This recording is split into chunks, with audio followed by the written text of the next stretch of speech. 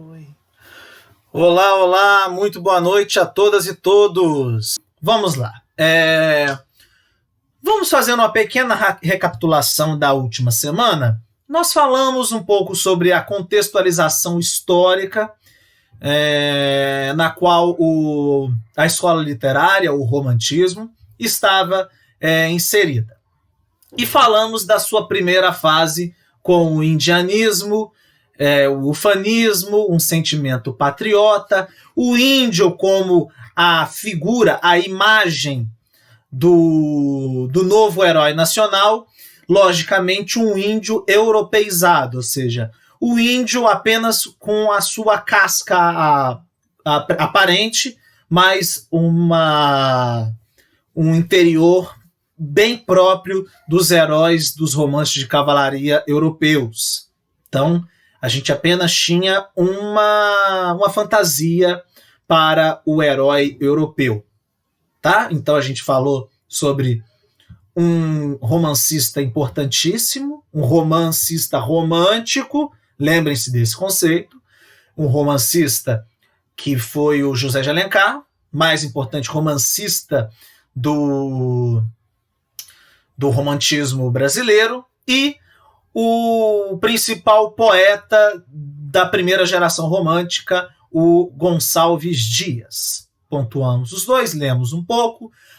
Estou, inclusive, aguardando os envios de vocês sobre Ijuca Pirama do Gonçalves Dias. Até amanhã, não se esqueçam. E sigamos, portanto, para a segunda fase romântica. Vamos seguir falando da segunda fase romântica, entre os anos de 1840 e 1860. Hoje eu dei uma corrigida legal, tá tudo certo. Cujo nome pode ser dois.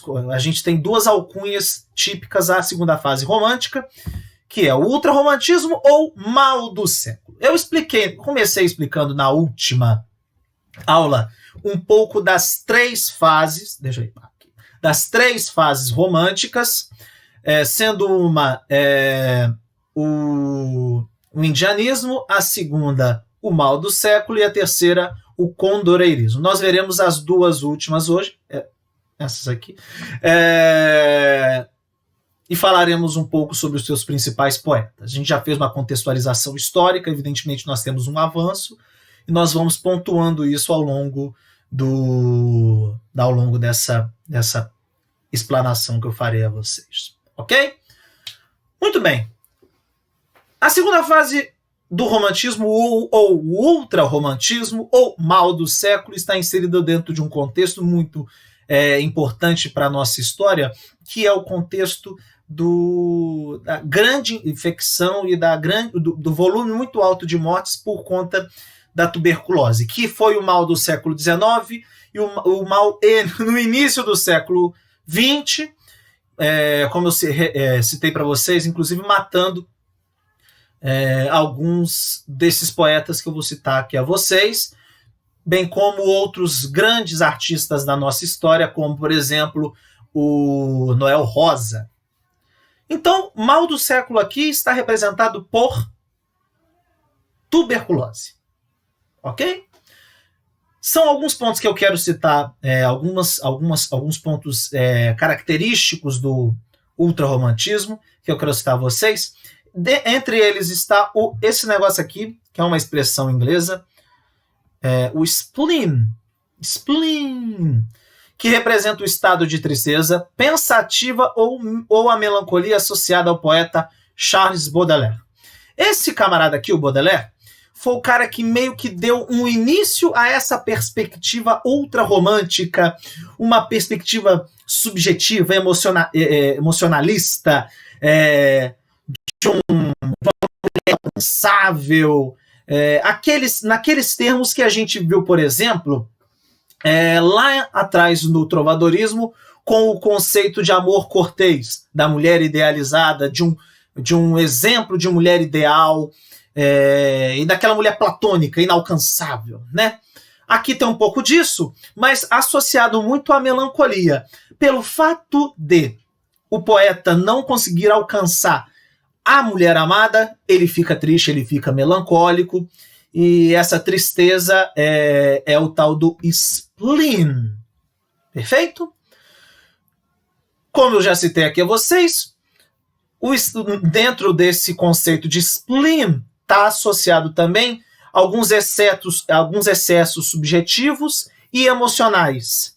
Portanto, tudo isso vai muito muito característico, é muito intrínseco à subjetividade do poeta. Portanto, o poeta ele exprime ali os seus sentimentos, as suas emoções, e a partir dessa condição inalcançável, platônica, da sua pessoa amada, acaba que ele expressa as suas emoções por meio da melancolia. Perfeito? Passemos, então. Vai ser naquele mesmo molde, tá, gente? Eu vou explicar uma parte, depois eu faço uma pausa para as dúvidas eventuais, tá? Outra característica muito marcante do ultrarromantismo é o pessimismo. Os poetas ultrarromânticos, digamos assim, eram muito pessimistas. Portanto, a vida tinha tudo para dar errado. Era um sentimento muito característico, inclusive. Tá vendo como é que... Eu vou mostrar para vocês como as escolas literárias se dialogam. Vamos fazer aqui um pequeno parênteses. Voltemos ao Barroco. No Barroco, havia uma característica muito forte que eu citei a vocês, que é o sentido trágico da existência.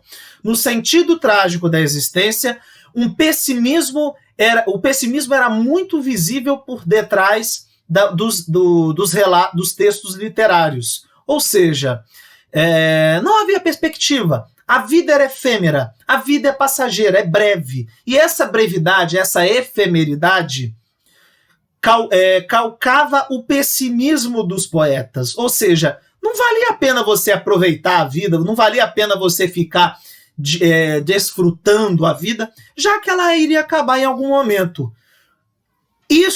Essa característica em específico se espraiou para o romantismo especificamente na segunda fase romântica. Ou seja, as coisas iam dar errado e mesmo que houvesse qualquer perspectiva otimista, essa perspectiva era transmutada para um pessimismo, porque havia esse sentimento de que as coisas iriam dar errado, as coisas não estavam muito bem, estavam incorretas, e que mesmo que estivessem certas, elas viriam a dar errado. Por conta disso, por conta desse pessimismo, por conta dessas relações por conta dessas relações pessimistas e por conta dessa coisa de tudo vai dar errado, não vai dar certo, vai dar mal. Uma característica própria após esse pessimismo é o escapismo ou a evasão. Ou seja, a partir do momento que as coisas passaram a dar errado, ou seja, não consegui realmente a minha amada realmente é inalcançável, não consigo chegar nela. Vou me isolar, vou ficar quietinho na minha, vou ficar sozinho, e vou ficar triste dentro da minha introspecção. A introspecção é uma característica do escapismo. Ou seja, quando os poetas fugiam da realidade crua, da realidade mórbida, da realidade sórdida na qual eles viviam, eles evadiam dessa realidade, eles escapavam dessa realidade para um próprio casulo que eles construíam para si mesmos, um sentimento muito fechado. Eles acabam se fechando para a sociedade, acabam se fechando dentro das suas poesias, vivendo naquele mundo fantasioso, digamos assim. Quero fazer aqui uma pequena correlação, rapidamente. Quero fazer uma correlação aqui, breve, rapidamente. Pessimismo, escapismo, introspecção.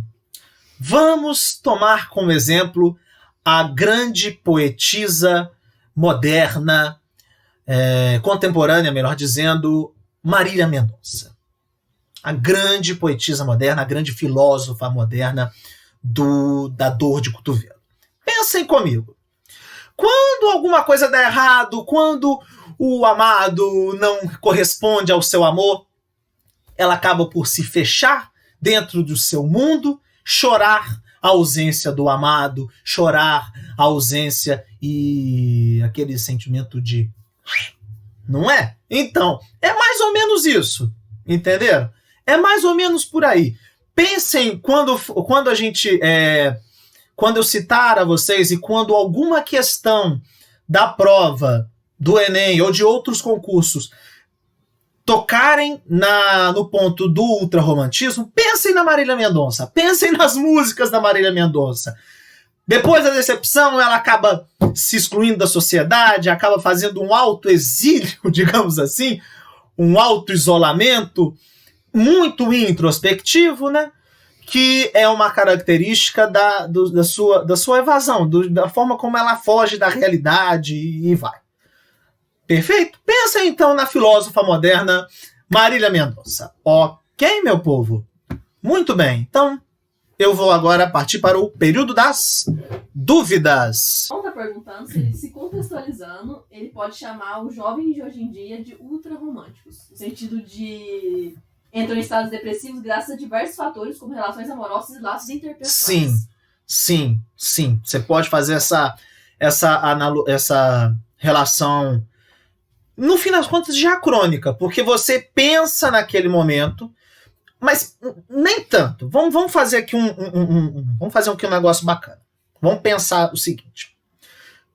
Quando a gente pensa que esses poetas acabam por fugir das suas realidades e entravam num mundo sombrio de solidão, de introspecção, de depressão, a gente está falando aqui de camaradas. Lógico, tem muito disso hoje também, mas a gente está falando aqui de camaradas que compunham a classe aristocrática brasileira, eram da classe burguesa, e eram filhos de burgueses, portanto, eles viviam no bem bom, nas grandes regalias. Aquilo ali era muito por conta da... Eu digo sempre que os poetas ultrarromânticos são os famosos héteros topzeiras. Vamos explicar o porquê. Esses caras não admitem receber um não. Esse povo, da mesma forma. Os poetas ultrarromânticos, da mesmíssima forma. Mas naquela época, a fuga, a estratégia desse povo para tentar colocar o sentimento de negação, de culpa não, mas de negação para fora, era por meio de suas poesias, do seu escapismo social, da sua introspecção social. Mas lógico que a gente não pode fazer uma generalização. Tinha gente, sim, que era por conta disso. Então dá pra gente fazer, sim, uma correlação. É possível fazer essa relação diacrônica. Logicamente, quando eu falo de relação diacrônica, eu falo para vocês pegarem aquele momento e fazerem uma relação contextualizando a história na qual nós estamos inseridos. Portanto, quais são as condicionantes para que muita gente hoje sofra de depressão, sofra de ansiedade no Brasil? Inclusive, o ultrarromantismo pode entrar na redação do Enem de vocês. No caso de um tema voltado para a ansiedade, para a depressão, pode entrar sim, pois vocês citam que era uma forma de evasão, escapismo social. Isso acontece hoje também, logicamente, por outras condicionantes. O importante é que vocês correlacionem de forma diacrônica. Tá bom? Espero ter respondido. E aí? A Duda gostou da comparação, adorou. E o Ronaldo tá perguntando se pode ligar o ultrarromantismo à Lady Murphy. Lady Murphy? Vou pesquisar aqui. A Lady Murphy é aquela que, se uma coisa pode dar errado, ela vai dar errado.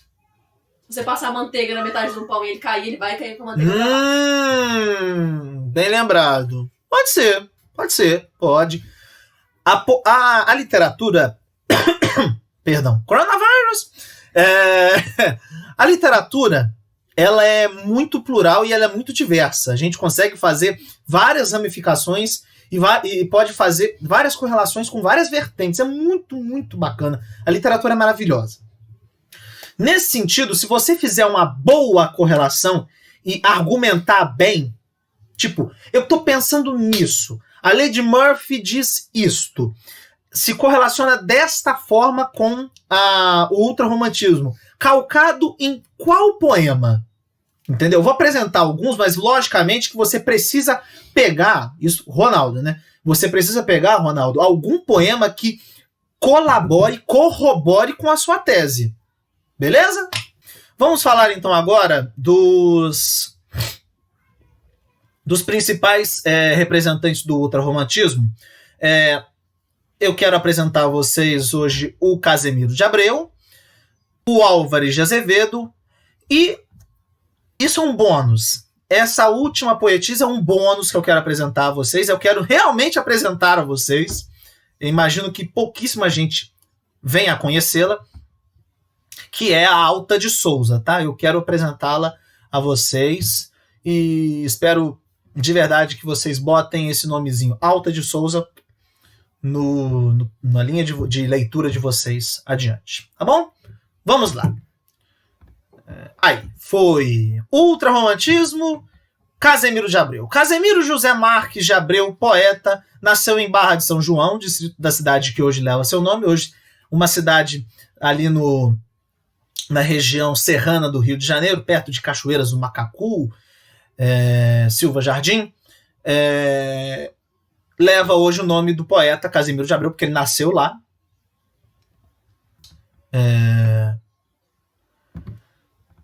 No Rio de Janeiro, nasceu em 4 de janeiro de 1839 e faleceu na mesma cidade, aí no caso, não no distrito, mas sim na cidade em si, Casemiro de Abreu, em 18 de outubro de 1860. Ele é o patrão da cadeira número 6 da Academia Brasileira de Letras, escolhida pelo seu fundador da cadeira número 6, Teixeira de Melo. Sigamos então. Em Lisboa, ele iniciou a atividade literária publicando um conto e escrevendo a maior parte de suas poesias exaltando as belezas do Brasil, ou seja, características da primeira fase romântica, hein? Ufanismo, orgulho nacional, tudo isso. Com inocente ternura e sensibilidade quase infantil, suas saudades do país. A saudade infantil, a ternura infantil é muito característica na primeira fase. O sentimento infantil é aquele sentimento muito inocente, sem muitas visões deturpadas, e sempre que a gente se remete a algo da nossa infância, geralmente a gente se lembra com um carinho muito especial, de uma forma muito nostálgica, embora eu seja contra o uso de forma positiva dessa palavra, nostalgia. Mas isso a gente deixa para o final da live. Mas de uma forma muito nostálgica, de uma forma muito sensível, com muita saudade. A saudade infantil é sempre muito mais rica, muito mais poética do que a saudade no período, na fase adulta e tal. Em As Primeiras Primaveras, ou seja, uma de suas obras, acham-se os temas prediletos do poeta, que o identificam como lírico romântico. A nostalgia da infância, a saudade da terra natal, o gosto da natureza, a religiosidade ingênua. Aí, a partir deste ponto, aqui ó, o pressentimento da morte, é que realmente as características ultrarromânticas das quais a sua poesia é muito carregada, se fazem mais presentes. A exaltação da juventude, a devoção pela pátria e a idealização da mulher amada. Gente, esse sentimento patriota tá nas três gerações, tá? Nas 3 gerações românticas. Mas com leituras diferentes. Vamos ler, então, um poema do Casemiro de Abreu chamado Saudades. Quero ler com vocês. Vou me abster de fazer uma interpretação mais incisiva. Quero que vocês procurem depois e a façam. Tá bom? Saudades. Nas horas mortas da noite, como é doce o meditar quando as estrelas cintilam. Nas ondas quietas do mar. Quando a lua majestosa, surgindo linda e formosa, como donzela vaidosa, nas águas se vai mirar. Nessas horas de silêncio, de tristezas e de amor, eu gosto de ouvir ao longe, cheio de mágoa e de dor, o sino do campanário, que fala tão solitário, com esse som mortuário que nos enche de pavor. Então, proscrito e sozinho, eu solto aos ecos da serra suspiros dessa saudade que no meu peito se encerra. Esses prantos de amargores são prantos cheios de dores. Saudades dos meus amores. Saudades da minha terra.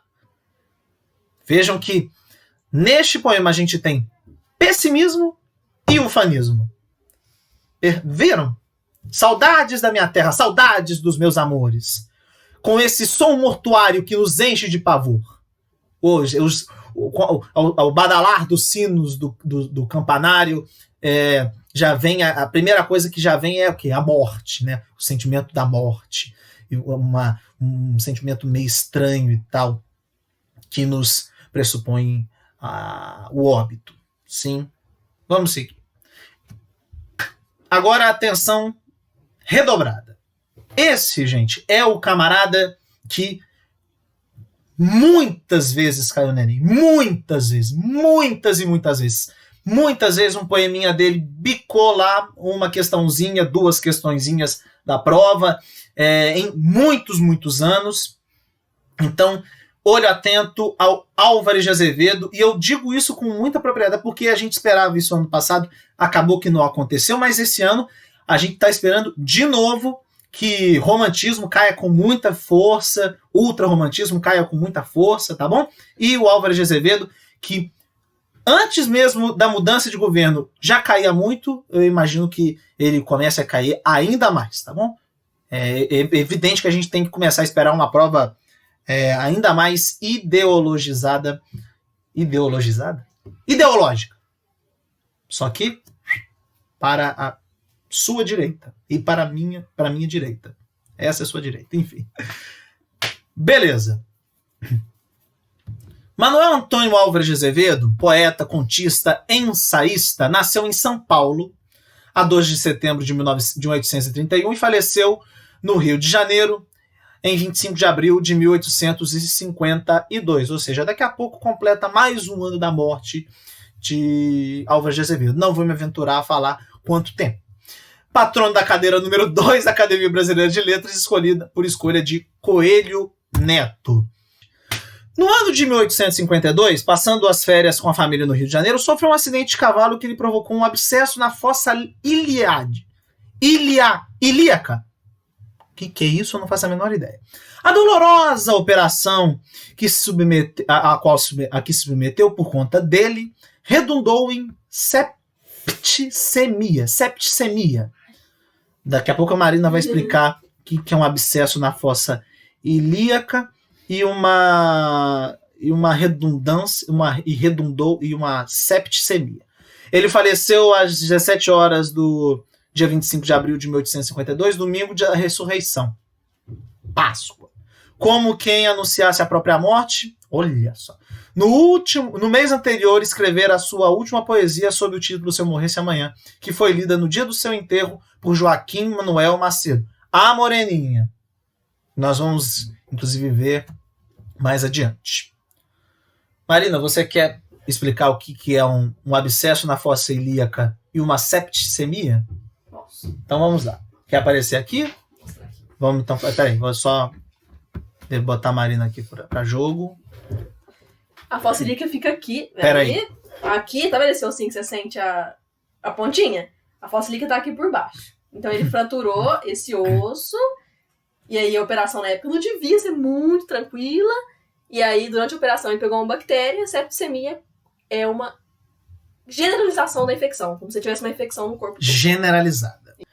Depois da sua morte, surgiram as poesias, que é uma obra póstuma, ou seja, após a sua morte, a cujas edições sucessivas se foram juntando outros escritos, alguns dos quais publicados antes e em separado. As obras completas, como as conhecemos hoje, compreendem Lira dos 20 Anos, todas as obras dele, poesias diversas, o Poema do Frade e o Conde Lobo. E poemas narrativos, ou seja, em estrutura... Poemas narrativos, Macário, Tentativa Dramática, Noite da Taverna, Contos Fantásticos e por aí vai. Um monte. Ele escreveu muita coisa e muita coisa só veio à tona, só chegou ao público só foi publicado após a sua morte. Ok? Vamos ler então o principal poema dele, que já caiu no Enem, hein? Esse que já caiu no Enem. Se eu morresse amanhã. Esse aqui é o cúmulo do cúmulo do cúmulo da morbidez, do pessimismo, tudo. Vamos ler então. Esse soneto não, perdão. Se eu morresse amanhã. Se eu morresse amanhã, viria ao menos fechar meus olhos minha triste irmã. Minha mãe de saudades morreria, se eu morresse amanhã. Quanta glória presinto em meu futuro. Que aurora de porvir e que amanhã eu perdera chorando essas coroas, se eu morresse amanhã. Que sol, que céu, que doce nalva, acorda a natureza mais louçã. Não me batera tanto no amor no peito, se eu morresse amanhã. Mas essa dor da vida que devora, a ânsia de glória, o doloroso afã, a dor no peito emudecer ao menos, se eu morresse amanhã. Álvares de Azevedo, gente, é o principal poeta romântico da segunda fase, ultrarromântica. Ele abarca todas aquelas características. Ele fala desses ambientes sórdidos, mórbidos, nos quais meio que traduziam a sua essência, a sua poesia. Então, tudo aquilo que a gente viu anteriormente, características de escapismo, evasão, pessimismo, introspecção, é ele. Podem garantir. Agora eu quero especialmente, não a atenção, mas eu quero que vocês guardem isso no coração. Essa é uma contribuição mais cultural da aula de hoje, mas é uma contribuição valorosa demais. Quero apresentar a vocês a Alta de Souza, uma poetisa negra, nordestina, representativa demais, que trabalhou, foi escrava e comprou a sua alforria. É uma mulher simplesmente valorosa, extraordinária, e que deveria ser muito mais valorizada por nós, pela comunidade literária, que ainda é muito burguesa, e não dá espaço nem voz a uma mulher como Alta de Souza, que nasceu em Macaíba, no estado do Rio Grande do Norte, em 2 de setembro de 1876, e morreu em Natal a 7 de fevereiro de 1901. Foi uma poetisa brasileira da segunda geração romântica, ultrarromântica, byroniana. Esse aí eu botei esse negócio aí porque essa vai ser uma perguntinha para a próxima semana. Ou Mal do Século, autora do sua única obra que veio à tona, veio a público, Horto. Escrevia poemas românticos com alguma influência simbolista. Nós vamos ver o que é simbolismo mais adiante, mas tinha muito a ver com misticismo e tal. Coronavírus! E de alto valor estético, ou seja, também muito calcado na ideia parnasiana. Segundo Luiz da Câmara Cascudo, é a maior poetisa mística do Brasil. Ela é por muitos classificada como ultrarromântica, como representante do mal do século, e por muitos é classificada como simbolista, e por outros até é classificada como parnasiana. Aqui eu classifico como ultrarromântica pelas temáticas da sua poesia. Tá bom? Essa é uma pequena contribuição e eu provavelmente vou procurar esse link e enviar para vocês. É um material complementar. Noite Alta, Céu Risonho. Em 12 de setembro de 2008, durante as comemorações do centenário de nascimento da poetisa, faltou aqui centenário não, do nascimento da poetisa, ela nasceu em 1876, não tem nada a ver com centenário. Foi lançado o documentário Noite Alta, Céu Risonho, escrito e dirigido por Ana Laudelina Ferreira Gomes, professora e pesquisadora da UFRN, e produzido pela TV Universitária em parceria com o Núcleo Câmara Cascudo de Estudos Norte Rio-Grandenses. Vamos ler um poema dela. Esse é um poema que, logicamente, ao que tudo indica, não vai cair, mas eu vou só citá-lo a título de curiosidade. Tudo passa. Aquela moça graciosa e bela, que passa sempre de vestido escuro e traz nos lábios um sorriso puro, triste e formoso como os olhos dela. Diz que sua alma tímida e singela já não tem coração, que o mundo impuro para sempre o matou, e o seu futuro foi-se num sonho, desalmada estrela. Ela não sabe que o desgosto passa, nem que do orvalho a abençoada graça faz reviver a planta que murchece. Flávia, nas almas juvenis, formosas, berço sagrado de jasmins e rosas, o coração não morre, ele adormece. Isso é de uma beleza, é de uma sensibilidade e é muito importante para a nossa história. Eu não coloquei à toa como uma das músicas de espera desta aula o Samba da Estação Primeira de Mangueira de 2019, História para Ninar Gente Grande, que dá voz aos heróis que não estão nos livros de história, às poetisas que não estão nos livros de literatura, à toa. É para citar esta mulher, Alta de Souza. Tá bom? Temos dúvidas? Vamos aqui só. Temos dúvidas? Está perguntando se o preconceito tem a ver para ninguém conhecer ela, não ser muito falada. Mas essa é a razão absoluta para que isso tenha acontecido.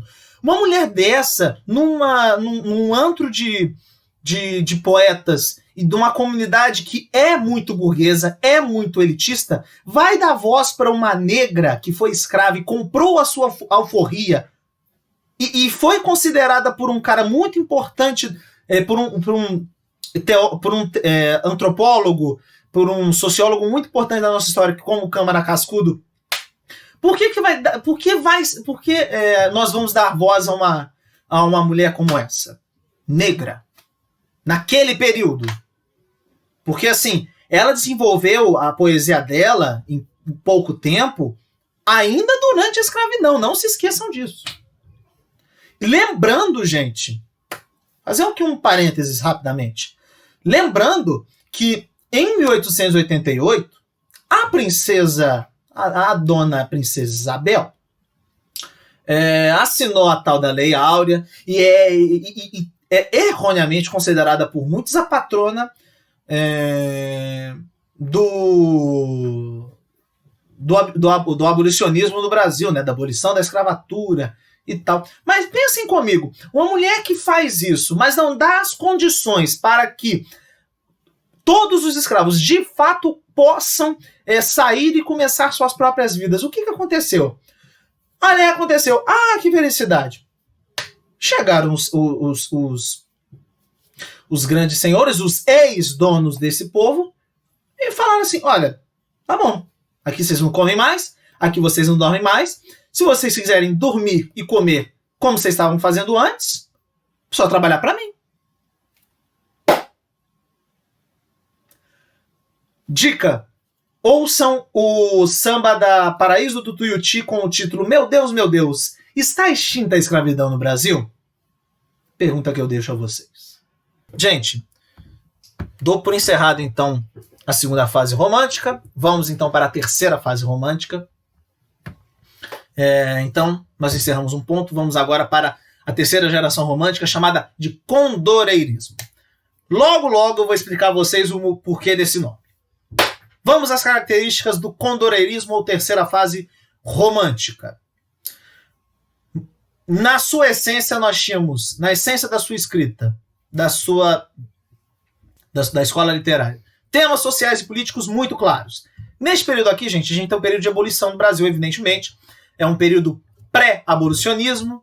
Então, nós temos ali várias leis começando a surgir, como a lei do sexagenário, como a lei do ventre livre.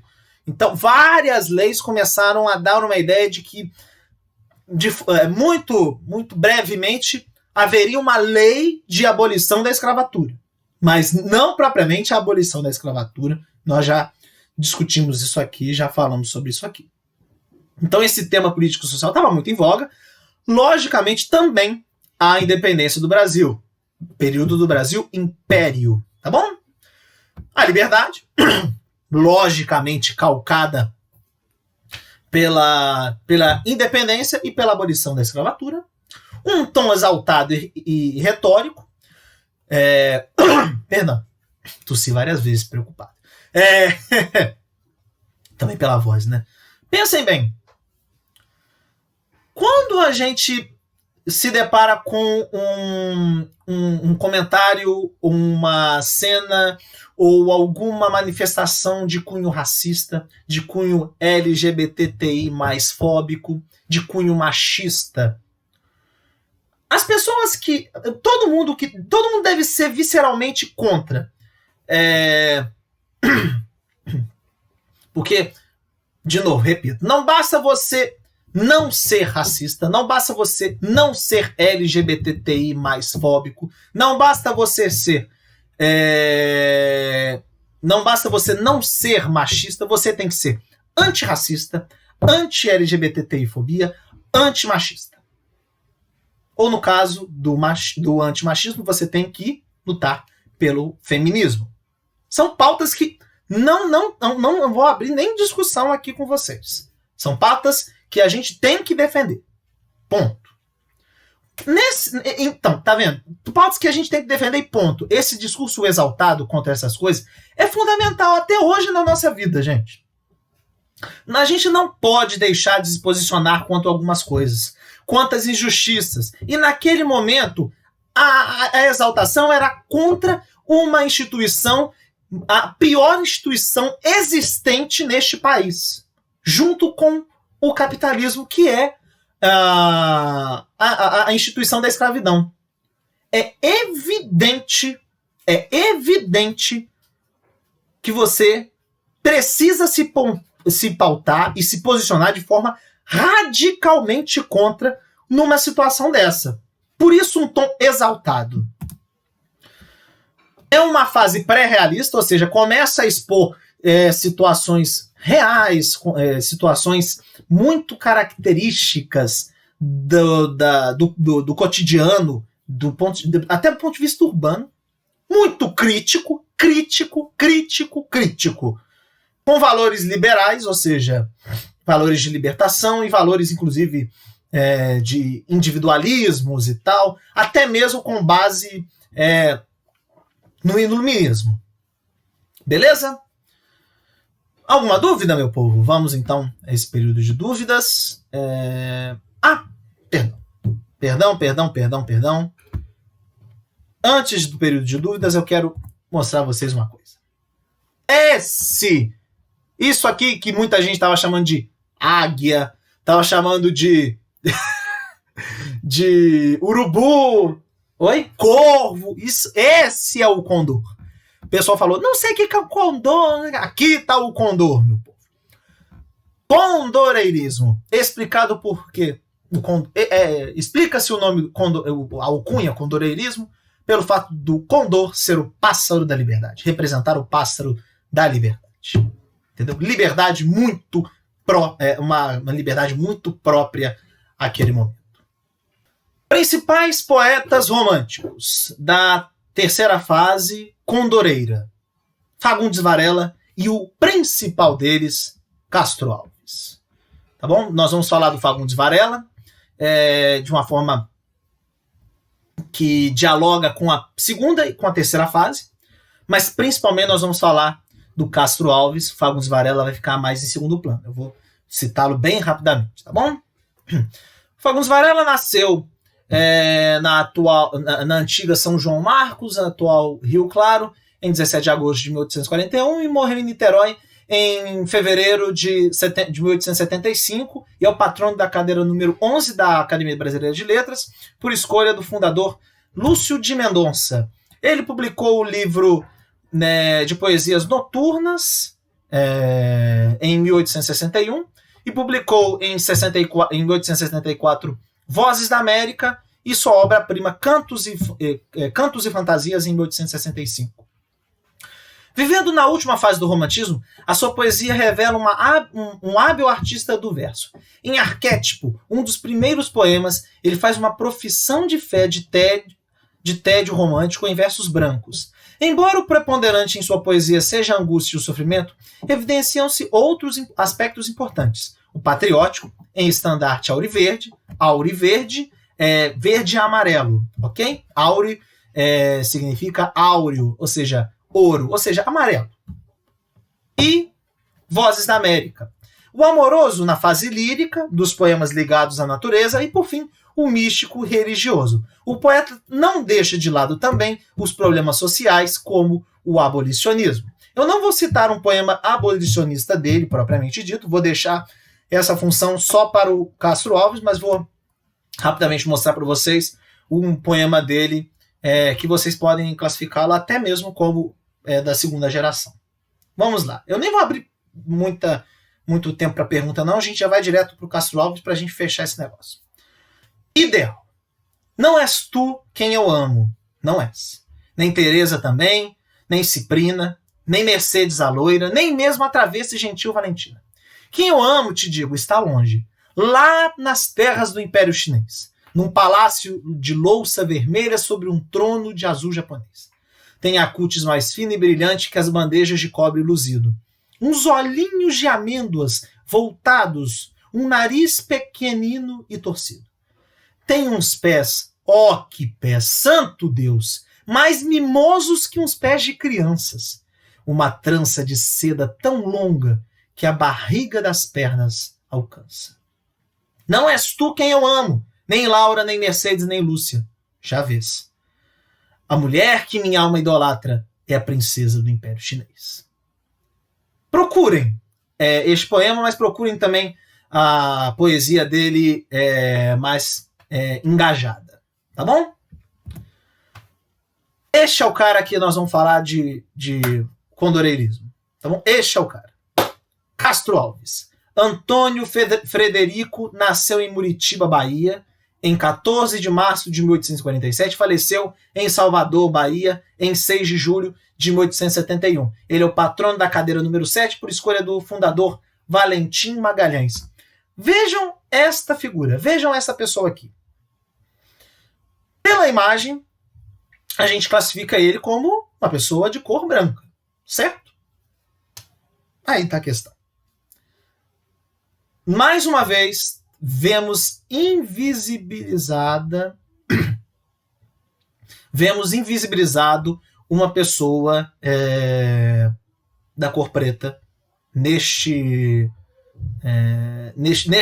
aula de hoje, nesta live.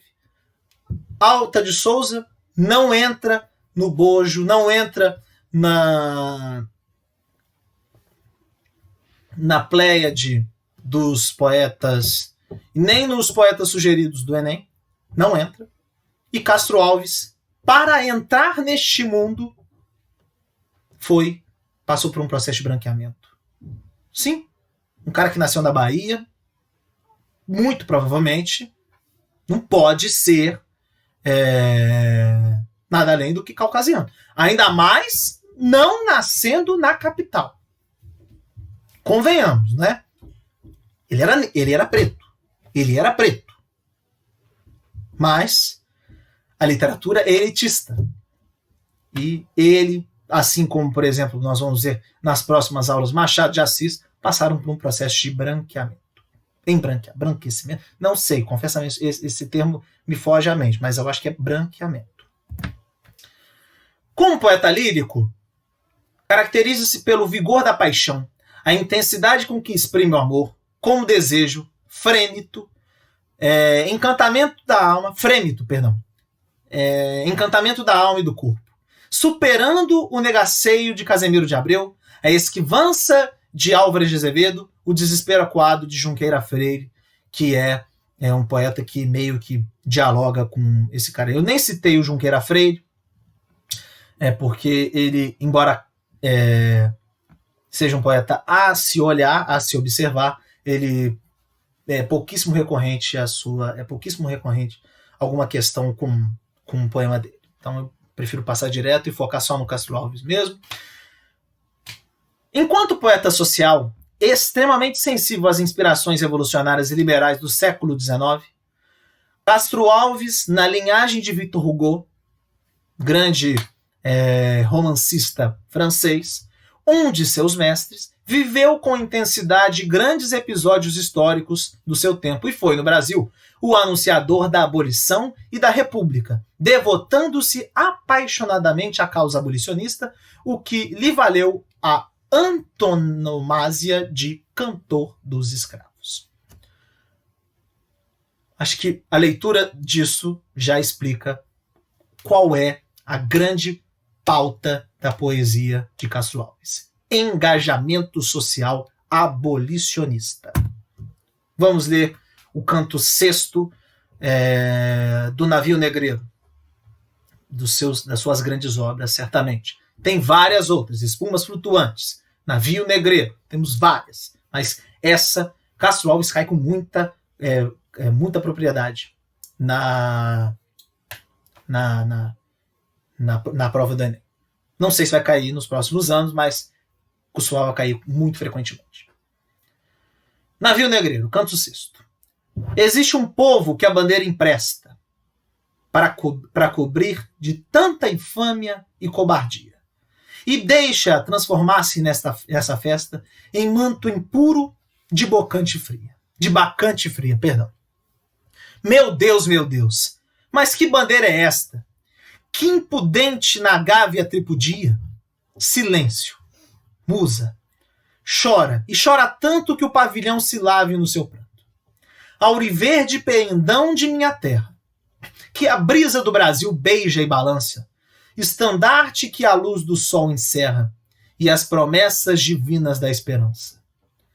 Tu, que da liberdade após a guerra foste hasteado dos heróis na lança, antes te houvessem roto na batalha, que servires a um povo de mortalha. Fatalidade atroz, que a mente esmaga. Extingue, nesta hora, o brigue imundo, o trilho que Colombo abriu nas vagas, como um íris de pélago profundo. Mas é infâmia demais. Da etérea plaga, levantai-vos, heróis do novo mundo. Andrada, arranca este pendão aos ares. Colombo, fecha a porta dos teus mares. Esse fica para vocês. Um grande beijo. E fica em casa, tá bom? Beijo na alma. E para quem quiser, a gente segue aqui.